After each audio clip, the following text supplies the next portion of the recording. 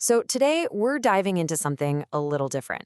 We're looking at a document that's not just a story, but a very specific, structured guide, one designed to lead a believer through one of the most intense events in Christianity, the Passion of Christ. What we're looking at here is a 19th century Vietnamese text, contemplating the 15 sufferings of the Lord Jesus. But this is way more than just a retelling of a familiar story. Think of it as a manual, a set of instructions for a deep, personal meditation on the final hours of Jesus' life.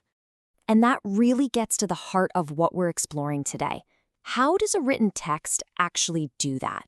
How can words on a page use language, structure, and imagery to walk someone step by step through what's meant to be an overwhelming spiritual experience? That's what we're going to break down. Okay, so to really get how this guide works, we have to start with the method itself. The whole thing is built around a very specific foundational idea of what it means to contemplate. And that whole practice hinges on this one Vietnamese word, ngâm. Now, this isn't just to think about something. It's much deeper.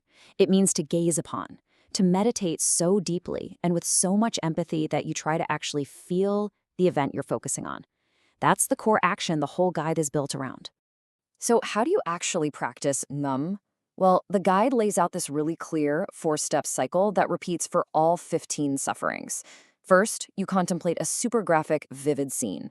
Then, and this is key, you directly connect that suffering to your own personal sins. After that, you recite a set of prayers, and finally, you make a resolution to change your ways. This whole cycle just repeats 15 times, getting more and more intense with each step. All right, let's actually jump into the text itself and see how this structure plays out in practice, starting with the very first contemplations, which cover the betrayal and arrest. Right out of the gate, the first contemplation hits you with this incredible contrast. You have Judas off selling his master for a handful of silver coins. But the text focuses on Jesus, not just washing Judas's feet, but doing it with his own tears, literally weeping for the soul of the man who's about to betray him. And you'll see this again and again. The language is incredibly visceral. It's meant to be felt. In the second contemplation, when Jesus is praying in the garden, his anguish is described as being so intense that bloody sweat dripped to the ground. I mean, that is a startling, unforgettable image, and it's designed to pull you right into that moment of agony. You know, this guide doesn't hold back at all. When it comes to the arrest, it's not some general description, it's a detailed list of cruelties. He's punched 30 times, he falls 7 times, he's forced through a freezing river. Each one of these details is meant to be a specific, painful point for meditation. There's no room for you to just be a passive observer.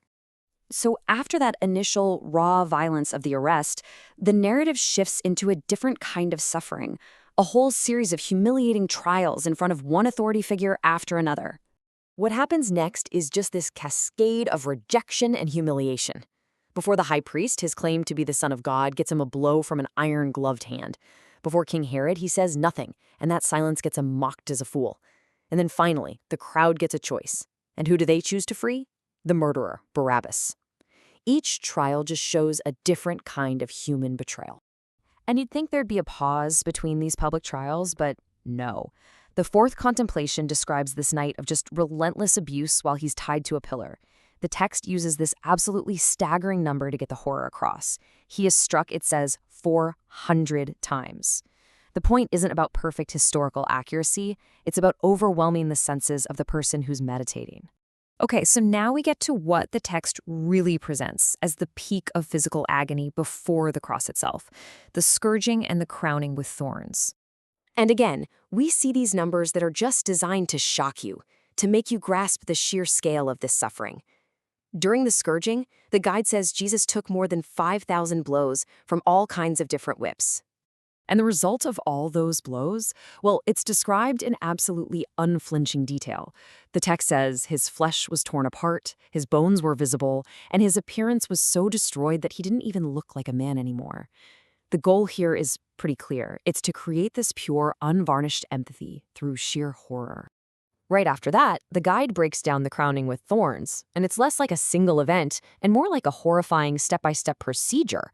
And again, the details are what matter. 72 thorns piercing his skull, the mockery, and then that final, cruel act of striking the crown to drive the thorns in even deeper. So, from that absolute peak of physical torment, The story moves into its final, tragic phase, the journey to the cross and the crucifixion itself at a place called Golgotha. And what's interesting is the text really slows down here, marking each key moment of his final hours, from the instant he's being nailed to the cross and asks for forgiveness for the people doing it, to the very end, when he commits his spirit and dies. Each of these becomes its own specific point for contemplation. This guide even zooms in on what might seem like a small detail, but it's incredibly significant: the way the soldiers divide his clothes. They cut his outer robe into 4 pieces, but they gamble for the seamless inner one. It's this final act of humiliation, stripping him of literally everything he has in the world.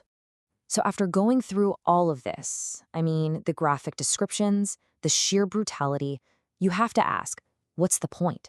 Why make someone meditate on all this pain? And this is the absolute key to the entire guide. This isn't about just watching someone else suffer, it's about taking ownership of it. The whole point is to make the believer feel that their own personal sins are the direct cause of every single wound that Christ receives. And the text makes this connection just terrifyingly clear. It's not abstract at all.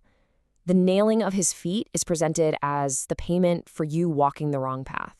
The nails in his hands are for your sinful actions. The spear in his heart is for your heart full of unclean thoughts. The spiritual logic is direct, it's personal, and it's inescapable. My sin caused this wound. But here's the twist. It doesn't just leave you in a place of guilt. The final prayer of the whole meditation completely reframes everything. It asks Jesus to take the very tools of his torture, the cross, the nails, the spear, and turn them into keys to open the gate of heaven. The instruments of suffering become the instruments of salvation. So when you look at it this way, this 19th century text isn't just a story, is it? It's like a piece of spiritual technology, carefully designed to create specific emotions and forge a deeply personal connection to a divine event. And it kind of leaves us with a bigger question, right? How do the tools we use for devotion, whether it's a text like this, a song, or a ritual, how do they end up shaping the very nature of our faith?